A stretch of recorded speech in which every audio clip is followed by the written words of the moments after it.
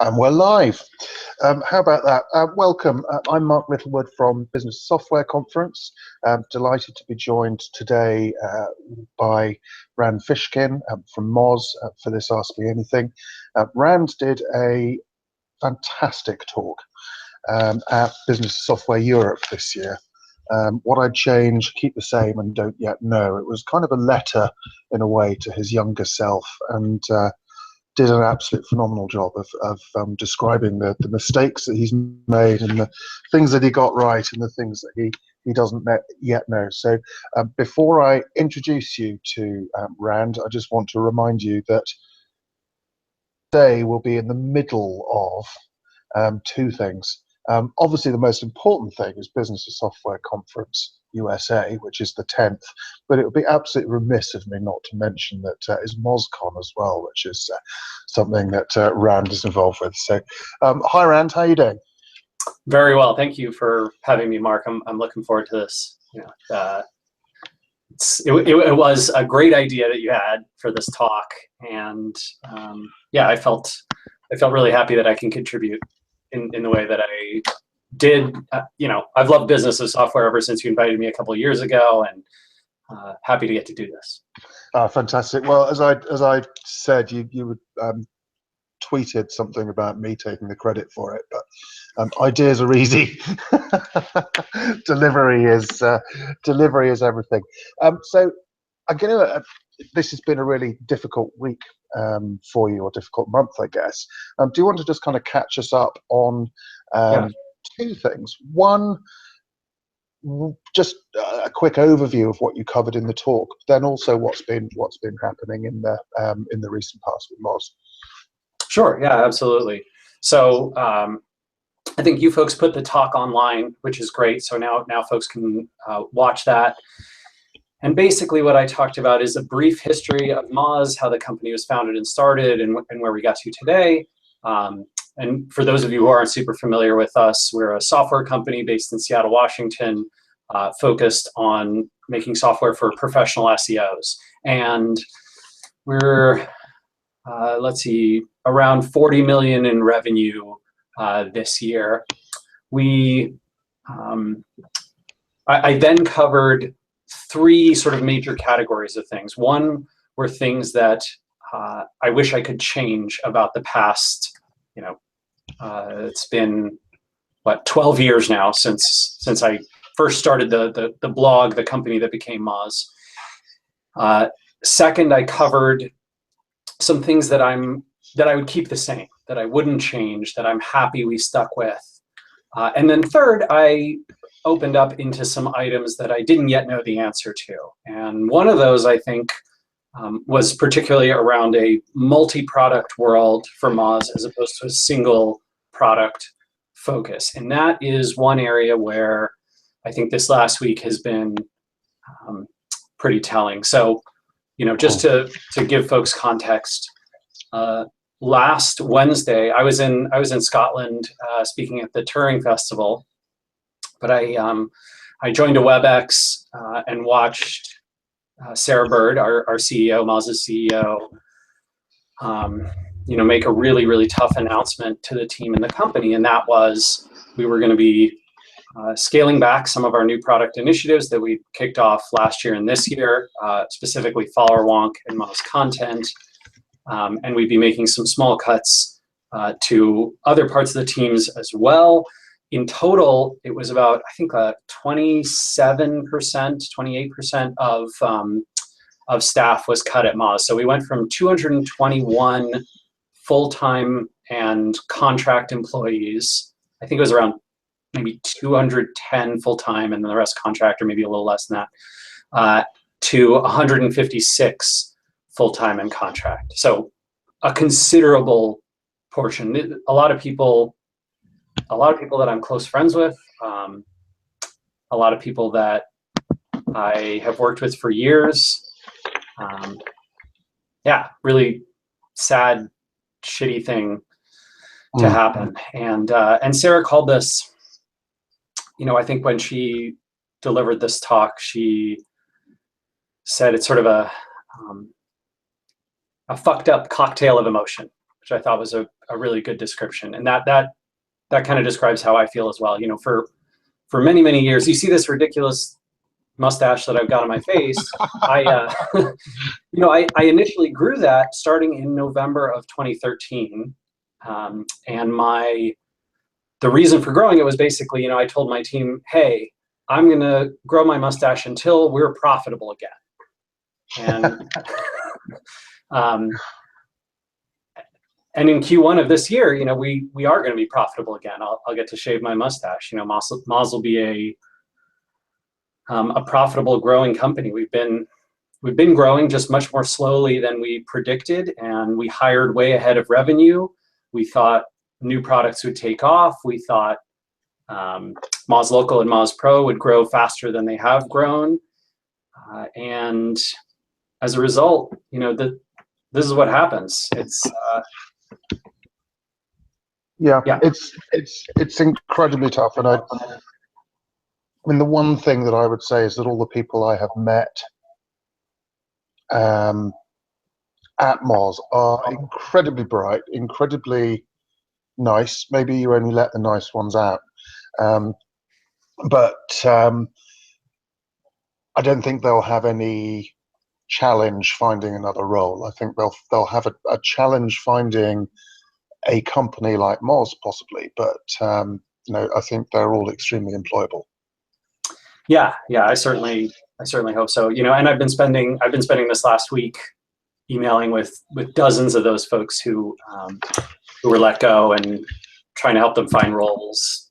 You know, offering LinkedIn recommendations and letters of recommendation and introductions to people. Yeah, and there's you know, the Seattle job market is pretty insane.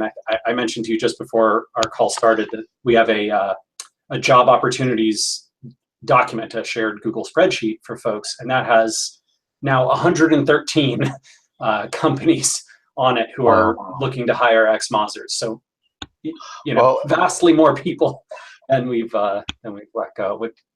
And that's great, right? That's certainly very humbling to see, but it doesn't, you know, it doesn't change the fact that this is just a shitty thing to do, and it's something we never intended to do. You know, when we approved the budget, I approved the budget in Q1 at the board meeting. It was designed. It's always been designed to prevent exactly this type of scenario, and it's pretty. So what? I mean, just as a kind of a question about the product growth, and yeah, you diversified. I mean, you moved sideways in a sense, and this looks to me very much like your. I mean, follower wonk is a Twitter social media thing rather than a search thing, and you're really kind of refocusing again on search. Is that the big plan? And yeah, that's exactly right. So when we got together at the board meeting, so this was basically almost 2 weeks ago, 2 Wednesdays ago, we hashed out a bunch of potential scenarios. Talk to our investors and board members about what do they believe about the market, what do they believe about Moz's strengths, where are we going to double down versus pull back, and the decision was essentially made there that we were going to focus exclusively on search, local, and web. So essentially the two products, Moz Local and Moz Pro. We're going to try and sell follower wonk. We're going to wind down Moz content. We don't believe that's a saleable asset.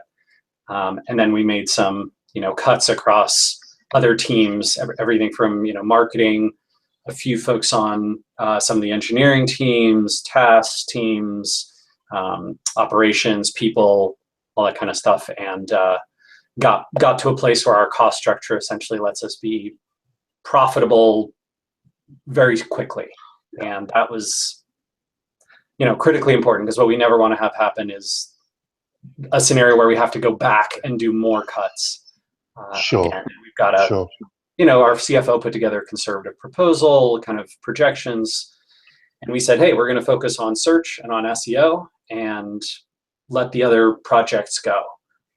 And that, this is, I think, the crappy part, which is, I love that. That's the company I want to work at. I want to work at a profitable company. I want to work at a company that's focused on SEO. Those are my passions, right? Yeah. That's what I love to do. That's what I want to do. And so, you know, I told Geraldine, my wife, I told Geraldine that I feel very guilty. You know, I think I have that survivor's guilt of like, I really want to work at this Moz. I'm really sad about how we got here, but this is, you know, this is the company I want it to be. And I hope that we can do better. I hope that we learn our lesson from this and that we never have it happen again. So with all that said, you know, I encourage folks, you're welcome to ask me, obviously, about Moz and the layoffs and the situation, but you're also totally welcome to ask me any questions about SEO and web marketing, about, you know, my talk from Business of Software, about any of the things that I see in the market or advice that I have for other entrepreneurs. You know, I have made pretty much every mistake in the book now, so hopefully, yeah, hopefully the book keeps getting bigger, though. It's one of those magic books that never gets finished, right? You know, and that, I mean, look, we all learn from experience. Or people should. I'm going to pick up a different question, and this is one that seems to be getting a lot of interest from people, and it's quite simple. What's the best way to get noticed in the SEO world if you're not a big name? Yeah. So I think this is an area where years ago you could be very broadly focused, you know, in nearly any field that wasn't crowded and get noticed. Now, I think in the SEO world or the web marketing field or the entrepreneurship field, because these places have become so crowded, because there's so many names that people do know and brands that people know, that's much more difficult. And I would say one of the best ways to do that is to specialize. To be, you know, it's hard to say I'm the best in the world at everything SEO. It's much easier to say, I know I can be best in the world at app search SEO on Android. I know I can be best in the world at YouTube SEO for B2B companies, right? And those kinds of very specific sorts of things can help you become a memorable name with an audience that's deeply interested in precisely your focus. So, you know, let's say nobody knew who I was and nobody'd heard of Moz and all that kind of stuff. I'm starting fresh today. I would probably pick something extremely specific and then work to potentially broaden out from there, but really find my hedgehog, right, and focus on that. I think that's a great way to go. And you can, you know, the classic things in the SEO world are still true. Content, tools, automation, thought leadership, these, you know, stage presence, video, all of these things can still build a brand for you, build a name for you, but I think you need to have that specialization because it's just too hard to stand out in the broad field. Yeah. Who are the rising stars? Who are the people that you see coming? Yeah. I hesitate to say thought leaders because I think it's such a horrible term. And typically if someone says they're a thought leader on their LinkedIn profile, they're not. Yep. It's sort of a disqualification.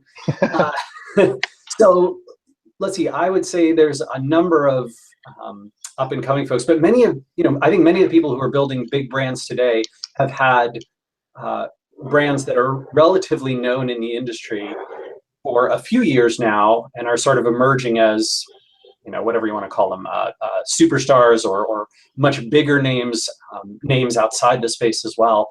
I think folks like Cindy Crum and Emily Grossman from Mobile Moxie are part of that. I think Dana DiTomaso, who's obviously been in the industry a while, but, you know, has sort of emerged in the last few years to become, you know, rising star, particularly at conferences and events. And I think over the last couple of years, especially, Ole Gardner from Unbounce has built just an incredible brand for himself, and alongside that, Unbounce as well. He's probably, you know, one of the hardest working and most talented speakers out there. Same thing is true, especially in the last 2 or 3 years, with Larry Kim from WordStream, who I think is, you know, kicking ass and taking names when it comes to data-driven content, experiential content. You know, he's showing a lot of things that work in paid media to amplify organic reach, and that's really, really cool, right? Because it's one of those nice ways that you can combine those two and get some synergy. So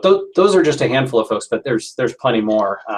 You know, Dan Petrovic in Australia has been building a great brand for himself with Dejan SEO. Certainly the folks from Stone Temple who've been around a while have been growing their brand. That's you know, Mark and Eric. So just tremendous number of folks. And I think that's the case because SEO just keeps on growing, right? And web marketing keeps getting hot. I think at the beginning of this year, you know, LinkedIn makes their list of skills that help people get hired. And they do that, I think they do that every year. And this year, SEO, I believe it was number 4 or 5 on the skills most likely to get you hired in 2016, which is just remarkable. Wow, that's extraordinary. That's extraordinary. Do you have to be, or is there a relationship between being a great stage speaker and delivering great SEO for a client to discuss? The two things aren't necessarily related, are they? They are not necessarily related, but there does seem to be some correlation. I think part of that is because in order to be a great speaker in the SEO field, you know, one that's highly regarded, it tends to be the case that those folks are also doing very interesting, high quality work that they can show off, and that they have, you know, examples and experience that resonate. And so that's not to say that every single speaker is going to deliver, you know, great results as an in-house marketer or for their clients, but certainly a great number of them. You know, you look at the folks from Distilled, for example, who have a bunch of speakers who are terrific. They obviously deliver phenomenal results for their clients. From Seer Interactive, they again have a number of high-profile speakers, probably most notable among them is Will Reynolds, and again, you know, phenomenal client success stories. I think that's true for Dana, who I mentioned from Kickpoint, and Cindy and Emily from Mobile Moxie. So there tends to be a correlation, at least from what I've seen. I don't know how perfect it is, but I think the reverse is not true. So I think that there are many people who deliver phenomenal results for their clients or for the company they work at who are not great speakers, and that is totally okay. Yeah. You know, I don't think that you should, as an SEO, say, "Boy, you know, in order to be great at this job, I really need to get on stage and be able to, you know, have that presence and speak to people and communicate." No, you can be a heads down, awesome deliverer of work, and there are plenty of those. Yeah, and there are a lot of people in the agencies that have brand name speakers or brand name leaders that just don't want that stage. Right. Yeah. It's the last thing they want. Absolutely. Okay. We have another question here, which I'm going to take up. It's James McClafe. If you were to start a new online-focused business tomorrow, how would you split your marketing efforts by a percentage of category of time? Yeah, this is one where there's no one set answer, but I think there is a process that I use, that I advise other folks to use around this. So the way I would think about this is find the intersection of 3 things. Number one, the marketing channel or channels that you are uniquely great at, that you're passionate about, you know, you can deliver on, you're excited to invest in. Number 2, make sure that those are areas where you can provide unique value, meaning value that is different from what everyone else in the field is already offering. So if you say, hey, you know, I am a you know, business to consumer company, I'm in the apparel field, I do really cool content around, you know, sports and activewear, and you look and you go, man, that is a crazy crowded space. You know, there's just an incredible number of brands, everyone from, you know, North Face to Lululemon to you know, who's the mountaineering folks? Well, North Face and Patagonia. And Patagonia, sure, right, exactly. So there's all these people in that space, incredibly crowded. Well, maybe it's going to be very hard for you to provide unique value in content marketing or video marketing in particular in that field. And so is there somewhere else that you could think about providing that unique value that's not yet created. And then the third area of intersection that I'd look for is content or marketing channels where your customers are actually listening, right? Where they are paying attention and where their influencers are paying attention. So if you say, hey, I've got a phenomenal Twitter strategy, I'm really excited about it, I can provide unique value there, but oh crap, it turns out my audience isn't really on Twitter. Well, that's not a great match. Same story if you're thinking, I can do awesome stuff with visual content, and I'm really excited about Snapchat and about Instagram, and then you find out, hey, you know what?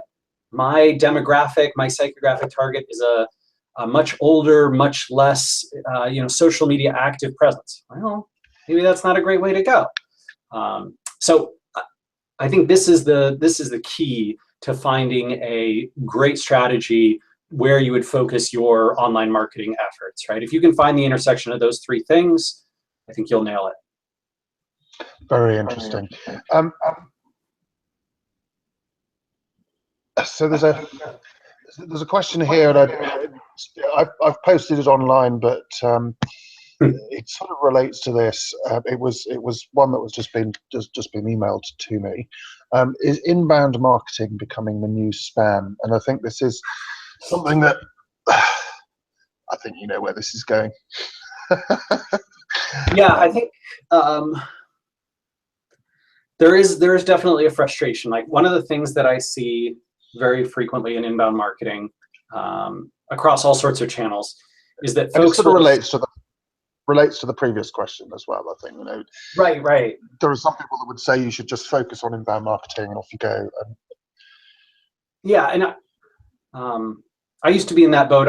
Today, I think it's smart to invest in a mix of paid and inbound. But regardless of that, what I would say about the new spam is, I think what happens is with any given marketing channel, folks develop these ideas around what I'd call like hacks, right? Marketing hacks or growth hacks, and they follow the law of shitty click-through rates, right? This is an Andrew Chen concept, but I think it's a really smart one, which is essentially when a tactic first comes out, let's say it's guest posting or infographics or roundup posts or email, opt-in email follow-ups from salespeople or whatever the tactic, right? Listicles or yeah, listicles. I mean, even all the way back to linking and Yep, link bait, clickbait, all these kinds of things, right?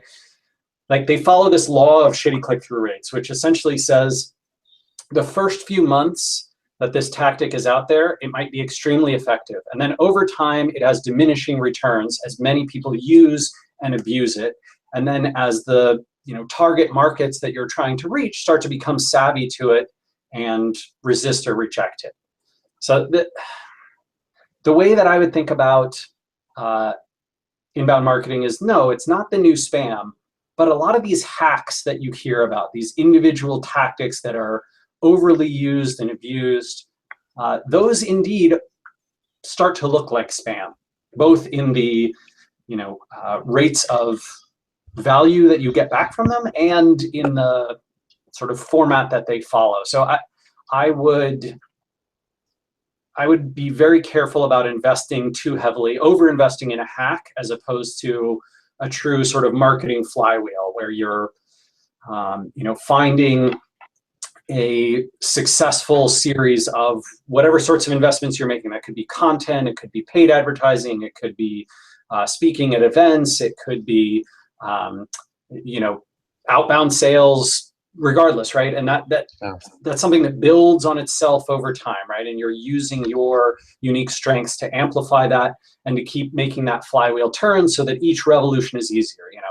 At Moz, for example, we produce content and we amplify that content, and that grows our social following, and that builds links for us, and then we can rank for more and more competitive content, and we can publish again and start the cycle over, right? And that keeps building on itself.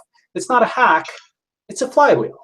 No, but you're also very good at producing quality content. And what I see, I mean, the number of times I've clicked on a thing and just thought, oh, Jesus, that's 5 seconds of my life I'm just not going to get back. So you have a quality filter in there. Yeah, and I think that's certainly a requirement for a great marketing campaign, is to have quality in whatever format you're going that, right? And that could include your outbound sales emails, that could include what your paid advertising looks like, could include your SEO or your content, your social media amplification and presence, whatever it is. I think having that quality bar is certainly important, but then not getting too addicted to any given, one little hack, like, hey, we find content marketing works because we produce, a new infographic every week, and then we get those embedded places, and then people get real tired of that and they stop working, and the infographics, it turns out, don't get a lot of engagement, and that falling engagement rate means that you don't rank as well in Google as you thought you would, despite the links that you got, and so over time it just diminishing returns. Yeah, I've seen quite a lot of people who were on the darker side of SEO, let's say, who've moved into inbound marketing activity. And that seems to be a kind of a way of making easy money in the short term. But as you say, these things do have a half-life. And I think the half-life of things seems to be getting shorter and shorter and shorter. Yeah, I agree. Which maybe is a good thing. What's the most brilliant thing you've seen in the last 6 months, a year, that you think, damn, I wish I'd thought of that? Ooh, man. Let's see. So there was a product that I tweeted about that I was very impressed with recently. I think it's called Pluck. It was smart. I mean, it's a little, pluckhq.com. So it's a cool idea, right? They basically have this concept where you plug in keywords or hashtags or people on Twitter, and then they will essentially put together a list of people who have tweeted about those things, and they'll go out and get the contact information from them, I believe through Full Contact or one of the other social to email connection systems, and then they'll make these lists for you that you can then sort of say, like, yes, this person's a good match for my message, no, this person's not, and you go through that. And so you can kind of build up that inbound contact list for personalized outreach, right? And the nice thing is you already have kind of an opening line. So they reached out to me because they had seen that I tweeted about something, and when I got their email, it was so well done and so well personalized that I actually responded and followed up. And then we had a conversation, and they showed me their product, and I was impressed, so I shared it. And it's a clever concept, right? A way to sort of take the relationship that you're building but don't know you're building through your Twitter audience and turn that into a more close connection over email. So pretty smart. Very interesting. Another one I loved, there was a company, I think they were just acquired actually, but they were called Conspire. Yeah. This is it's like the be your own super connector thing. So you connect up your Gmail account or your Google email account, and then it essentially will show you, you can search for anyone, like people at different companies, specific individuals, people in different professions, and then it'll show you people to whom your email connections are closely connected to. So let's say, for example, Mark, that you desperately needed to get in touch with Marissa Meyer from Yahoo, right? Tough person to get a hold of. Hypothetical example. Yeah, tough person to get a hold of, right? Tough person to get a hold of. But you could connect your account to Conspire, and Conspire would show you the people that you've emailed who've emailed with Marissa most recently and most frequently. And then you could talk to that person and say, hey, I see you're connected to Marissa. Could I get an introduction, right? It's essentially doing a better job of what LinkedIn tried to do with their connections. But as you know well with LinkedIn, that people approve way too many people. They don't really know them. A lot of folks aren't willing to make introductions over LinkedIn. It's kind of a mess. And so Conspire tried to fix that by looking at what's a real connection. Oh, a real connection is people emailing each other. And I thought that was an awesome model. So that's a cool tool as well. That's interesting. There are a few other people kind of nipping around that one as well. But yeah, I see Conspire was bought by Full Contact last week. So gosh, Half-Life for somebody Must who's have been a good companies is idea. Must incredible. have been a good idea. So couple of really interesting questions. One's about community, which I'm going to come back to, from a guy called Bo Pedraza, who I think you may know. He was in Seattle, but just going to pick up on this one, which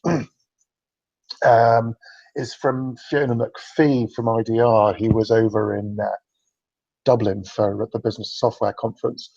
Looking at your BoS talk, how much would you have changed on the points you made on your talk in the short time since, given the recent news? I'm not sure I even read that properly, but yeah. Yeah, I think the only one that I think I might change, so there was one in the don't know yet column called multiple products versus a single product focus. And I think I would move that one from don't yet know up to the would not do again, right? Would change, would not do again. Yeah. Yeah. I mean, it was in 9 things I'd change now. So that's one. That being said, I want to be fair to the fact, and I want to recognize the fact that Moz, I think, invested in multiple products too early.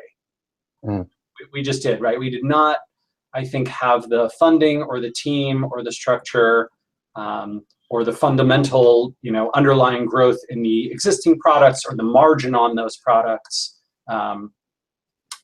Gross margin was awesome, but net margin obviously not so much. We're very, very heavily invested in R&D and growth and those kinds of things. So I think I'd move that to that column, but with the caveat that it's possible that a future version of Moz would have been much more successful with expanding the product line and trying to serve these other marketers in social media and in content marketing, influencer marketing, that kind of thing. Were you trying to sell to the same person? No. I think that was a big part of the problem, right? Is that then you have to build up multiple funnels to attract all these different types of audiences. And while it's true that Moz's content does attract many social media marketers and many content marketers as well, our funnel definitely was not focused enough or tight enough on those folks. And so just I think Sarah would say that was a strategic failure of an investment. And I'm not sure. I think she might say, if you remove the layoffs from the equation, because those are so painful and such a shitty thing to have to go through, and so harsh on those folks who you hired and you promised jobs and careers to, if you remove that element, I think Sarah might say, I would still invest in it again, because I learned so much about how multiple products function, and I'm going to be so much smarter and better about doing it in the future if we ever do choose to pursue it in the future. Interesting. But would you use this picture again? Yeah, maybe not. Yeah, that one. No, you're talking over me, so you get in this one. This is great. Oh boy, it's. I mean, a T-shirt tucked into pleated pants. That if that doesn't say high school, I don't know what does. It says Simon Cowell to me, but that's another story. That is cold. Cold. Right. So I think it was interesting at BoS in Dublin. You had a sort of sense that, I mean, and you didn't say it, you didn't articulate it quite as clearly, but you had a sense that the new products were much harder than you were expecting. Yeah, for sure. It is. So here's the products themselves were bad. Like Moz Content and Followerwonk are both good products. I think they were getting better month over month.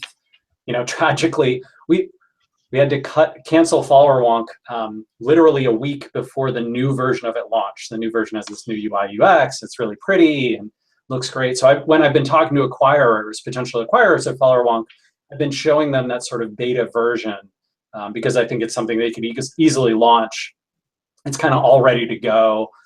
You know, we have one of the engineers from Follower Wonk who's happy to support it and all that kind of stuff. So yeah, I think if we had had more time, more money, more focus, you know, we probably could have turned those into successes over the next 12 to 18 months, but that was just not the case. Okay, very interesting, and this is a great question. I've got a follow up for it as well. So thanks, Rand. As a follow up on a more specific point, you mentioned about being central to the brand being a potentially bad thing. Yeah. Do you think there's room for multiple personalities in a brand? And then I guess the other question about that is that you've spoken about being an individual contributor rather than kind of somehow at the core of the business. I mean, the CEO is the one with all the pressure from above and below, and it's probably very nice in a way not to be in that. But in a way, it's great. I mean, yeah. I feel that comes with a bit of loss of control. Yeah, there's a lot of sacrifices that you make, but you're absolutely right. You know, I think Sarah got the crap beaten out of her by both the board of directors and by, you know, employees and team members and me over the last few weeks. Like, just, you know, she took it from all sides. It was really, really tough for her, and I expressed as deep empathy as I possibly can, and as much support as I can, because I think that that is an insanely hard role, especially at a time like this. You know, especially when you've been asked to take over a company. You know, Sarah's been at the helm only about 2.5 years now, and yeah, it's fucking hard. But as far as Fiona's question about being central to the brand, so one of the things that I focused on, that I talked about in Dublin, and that I've talked about a couple of times, is that I don't love the idea of kind of the Richard Branson Virgin thing, right? Where you are uniquely and inextricably tied to, a human being is inextricably tied to the brand. I think that has really, really tough impacts. It reduces a lot of scalability. It puts an immense amount of pressure on that individual. I think it's even tougher when that person is not the CEO, right? That's, you know, you get into tougher territory there. So one of the things I've tried to do over the last few years is to sort of say, like, yes, you know, I still work every day at Moz, and Moz is this company I founded, but it's not the only thing that I do, and Moz does tons of things that don't involve me personally. I think that's been healthy. I also think that brands absolutely have room for multiple personalities. You know, when you think about a brand like Moz, you might have a strong association with Dr. Pete, who runs the Mozcast project. You might have a strong association with Sarah Bird, who's our CEO. You might have a strong association with Russ Jones, who, you know, runs a bunch of our data projects and who came in the Serpscape acquisition, or, you know, a number of other Mozers who go out and speak. We have a new head of SEO, Brittany Muller, and she's, you know, I think a hopefully rising star in the speaking circuit and doing some phenomenal SEO work. So I think that can be a great thing to build. A lot of people are familiar with Jen Lopez, who was part of the Cuts last week, and you know, had built up an awesome brand at Moz around community and brand building and social media marketing, who's given tons of talks, very well known in the space, and I think will have a great career for many years to come, but was also tied to the Moz brand, and now I think hopefully has her own great brand to build off of that. So I think it can be healthy to build up, you know, those different brands, those multiple personalities associated with a brand. Cyrus Shepard, you know, from Moz, who left earlier this year to pursue his own thing, or Joanna Lord from years ago, who I think you know, Mark. So just lots of people in the Moz brand, and that I think is much healthier than making a single person the only point of association. Yeah. Okay. Right. Great answer, and great question, Fiona. Thank you. I'm going to talk about community now, because there's a number of things that or number of directions this can go. I'm not going to talk about it. I'm going to ask you about it. So this is from Bo Pedraza. Hey Rand, great to see you again. Any advice for a recent Seattle expat managing an SEO agency department in a city with very little SEO DM culture, but tons of still skilled professionals? How should one create a scene or network? Yeah, I think that is a tough thing to build. And Seattle is a weird city from that perspective. I think we've seen folks in, for example, Portland at the SEM PDX group, or in Minneapolis with MN Search, right? And they, or Dallas with DFW SEM, and they built up these like great local communities for SEO and search marketing. And Seattle sort of oddly resisted that for some reason. I think that it takes both a critical mass of people interested, and it takes a sort of some vision from a small group of people or a single individual who are willing to make significant professional sacrifices in their own career to be able to build up that community. And we've seen a bunch of cool stuff happen in the Seattle startup scene with places like Techstars and with GeekWire and all sorts of things. But yeah, I would say I think there's a market. I don't think that Seattle lacks for SEO or search marketing culture. I think it just lacks organization. And so actually, while you've been answering that question, I've looked Bo up on LinkedIn, and he's come from Seattle. Okay. And he's now in Houston. So it's interesting that you're saying Seattle doesn't have that culture. And I think he's looking at Seattle as the place that did have the culture. So yeah, I'm sorry. So what I'm saying is Seattle has the culture, it just doesn't have the organization. Right. Houston, I think, you may need to refocus on, rather than saying search marketing professionals, it's who are the folks who want to learn search marketing and how can we train them up and grow them. I was actually just in Scotland. I was speaking at the Turing Festival in Edinburgh, but I spoke earlier in the week just outside of Edinburgh at the, I think it's called Digital Marketing Excellence group run by Brian Mathers. And he's been working for years to educate folks in Scotland about digital marketing, bringing speakers in from outside, hosting events and meetups, connecting tons of companies with big consultants, and doing some consulting work himself. And he's built up, a really nice network of people. He got the Scottish government involved, to help out with that and to help promote it. It's been really cool to see. So I think it is possible to build that. You just have to identify what are the market needs, where does the demand come from, how do I get connected to one person and then another and then another. What's sort of a way to build that flywheel for the community, the local community, in addition to a web community.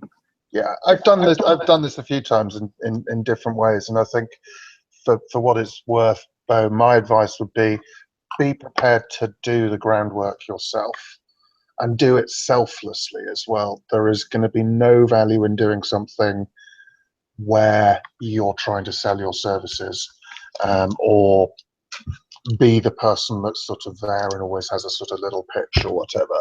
It needs to be something that starts off, very, very kind of open and friendly. Go and find some people and invite them somewhere for a drink or a pizza or something, and make it really simple. And remember, actually, that we need to be inclusive with events. Maybe this is something I know you've got some views on this, Rand, but meeting in a pub isn't always, it's great under lots of circumstances. It's not always a great time to be as inclusive as you can be. Not everybody likes pubs. Maybe do something in a coffee shop at lunchtime and have a speaker that comes in, but start small, but get really influential. If you've got 20 people who come for a 1 hour session at lunchtime, they get to meet each other and hear someone talk for 10 minutes. If that person is really interesting and you then do a Q&A or something, that is an incredibly powerful way to start. if you've got that core of great people, then you'll grow very, very quickly if you want to. But you will have to put some work in, put some effort, and it's very, very hard to do it the other way. If you start with a room full of 200 bozos, I mean, you can get 200 people in a room. You give out free beer and a t-shirt, and and all the wrong people come, and the right people walk in the room and turn around and walk out, and you never get there. So it is possible to do, but think about making it as accessible and as inclusive. And I mean, I think if there's a sort of a critical mass of people that can get somewhere at lunchtime, that's also really helpful, because then if you've got fathers or mothers with children or whatever after school, not everybody likes doing stuff in the evening, you can move into that kind of thing, and do evening events, but just get a small handful of really great people together, and then volunteer to be their sort of secretary almost. Yeah, I think that's great. Let's talk about inclusivity in events, because this is something that whenever I see you, we chat about. I mean, we have I've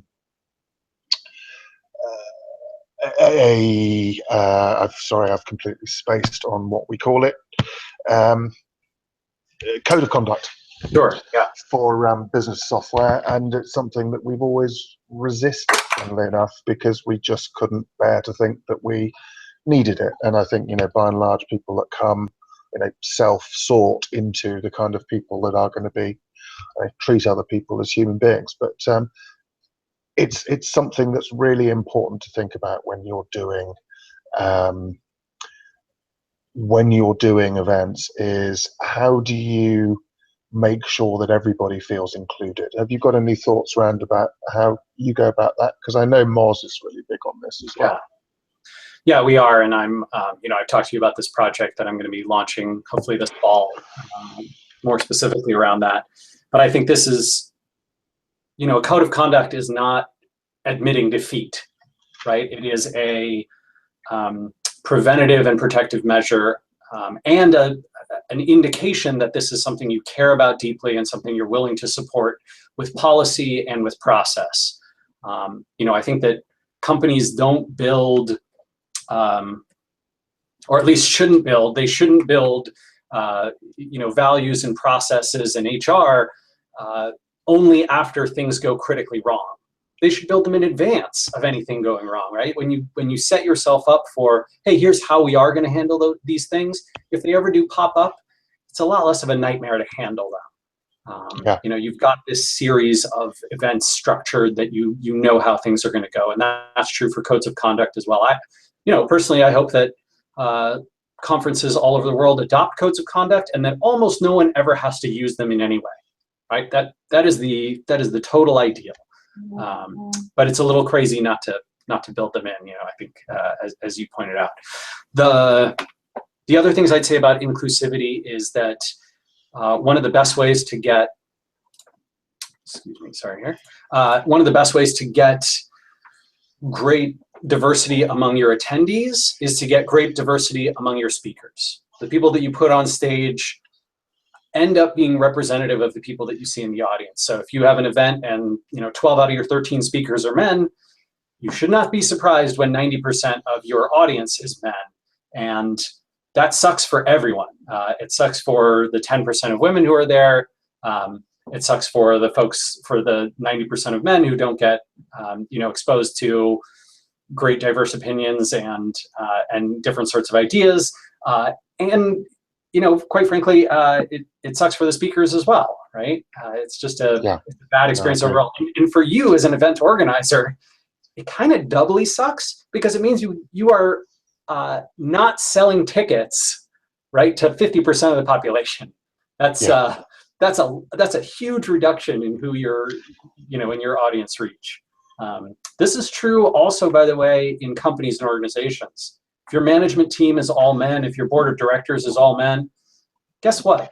Turns out your team looks pretty homogenous, and that is not ideal for numerous reasons, including all the research that's shown that essentially more diverse boards, more diverse management teams, more diverse companies of all kinds, but certainly gender-wise, have dramatically better results than their more homogenous competitors. Gotcha. No, I agree. Thank you for your input on that, and thank you for kind of taking the lead on this project, which you alluded to there. I think it's going to be a very interesting thing to do, and without kind of making any announcements, I'm excited about it because it's the kind of thing that I've been trying to do informally, and there are some people wonder why they don't get invited to speak at events and things that we're doing, and there's quite often a reason, but yeah, there is. sharing, I think, sort of finding the right communities of people and making the world a better place is kind of what we're all about at the end of the day. Okay, let's round up. I want to ask you what the sort of 2 or 3 things that you're most excited about SEO and search in the next year or so. What are the things that you're thinking, wow, this is going to make a big difference to what we do and how we work? Yeah, I would say one of those things for sure is the data that we are starting to be able to acquire through clickstream providers. So clickstream providers essentially have aggregated data about where people go on the web and what they search for and what they click on, and their path from page to page as they journey across the web on a mobile device or on a desktop device. And that's really cool for search marketers because it means we may be able to get more high quality data about keyword research, right? Terms that people are using and searching for, the volume, the trend data, the types of people that are searching for those things, what things are falling into and out of favor, where those searches are eventually leading people, what click-through rates on search results are like, what types of results are drawing clicks, which ones are taking clicks away. These are things where we have a lot of opinions and theory right now, and we are just on the cusp of getting all this data. That really excites me, right? Because I think Google and the other entrants have just been really quiet for years now about this stuff, and Google in particular has been pulling away a ton of data about keywords in AdWords just in the last few weeks. And so, this process, Russ Jones wrote a post on Moz describing how clickstream data can be used specifically for recovering some of that keyword data. That's super exciting to me. Also exciting, I think, is what we at Moz and I think a number of folks in the search community have generally called like SERP features. So Google has been, if you remember Google from like 10 years ago, you did a search and you got 10 blue links, right? Now you do a search and you get, the carousel up at the top that shows you all these different options. You get the knowledge graph, you get different types of advertising, you get image results and news results and maps and local boxes and instant answers, all these, unique kinds of results. The SERP just doesn't, I think we went in our research, something like 3% of all search queries lead to 10 blue links. 97% have one feature or another, or some combination of features in them. And so I think one of the big opportunities for marketers coming up is to figure out which features show up in the results that I care about. How do I get into those different types of features and results? How do I optimize for them so that I can appear better, so that I can make my snippets better and draw clicks? How do I get value from those? I think that's a huge opportunity. Moz is investing there, other software companies are investing there, and I think search marketers overall are getting excited about how do I get into all these different places. So those 2 are big for me. Cool. Okay. Now tell us about MozCon, just to wrap up. Sure. Yeah. So this is our. Not that anyone listening here should be coming to that. Yeah. You should all go to Business of Software. Normally I would recommend it, but. No, you really should. I was going to say, I think MozCon is only a few tickets away from being sold out, so may not actually be possible to come very soon. But yeah, it's a large conference in Seattle. We get about 1,500 folks. We've got a phenomenal lineup of great speakers on all sorts of different web marketing topics. Obviously, a focus on search and search marketing, but everything from email to video to content, conversion rate optimization. All of the subjects that are core and important to improving your web marketing efforts. And it's it's kind of an awesome event. We don't need to turn a profit on it. We tend to break even, lose a little bit, make a little bit, somewhere around there.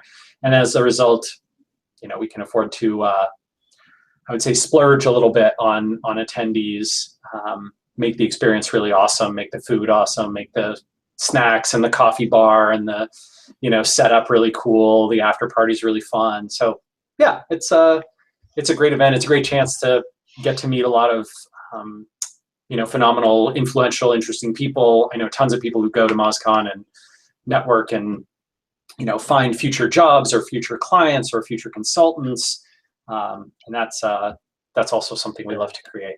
No, in all seriousness, I wish we weren't running at the same time this year, and I know, I mean, we're booking our venues at the moment for 2019.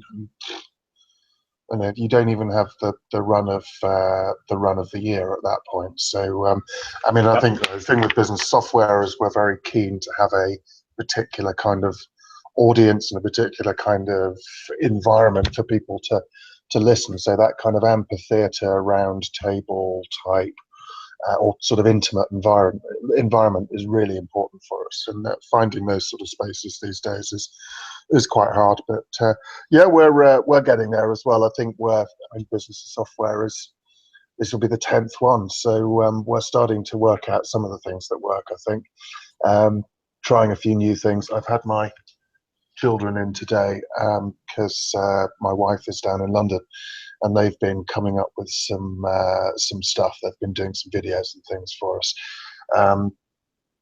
but. Well, Mark, strangely quiet. We've got to wrap up, and we've got to run. So thank you very much indeed, Rand. It's been fantastic to talk to you. Yeah, my pleasure. Thank you for having me. Thanks for the great idea for the talk, and hopefully I'll get to see you again at a business software conference. We will, and good luck to all the Mozzers and the people that are pitching for their talents, because I know this is it's a really hard time to for the company and for the people in it, or the people that have been in it. But as I said before we went on air, I think they are recognized as being a very, very talented group, and I'm sure they'll end up with great places. So good luck, and if anyone's watching and wants to make a pitch for them, get in touch with them, I reckon. Please do. All right. Thank you, Mark. Take care. Thanks for having me. Take care. Thanks a lot. Thanks, Rand. Bye-bye.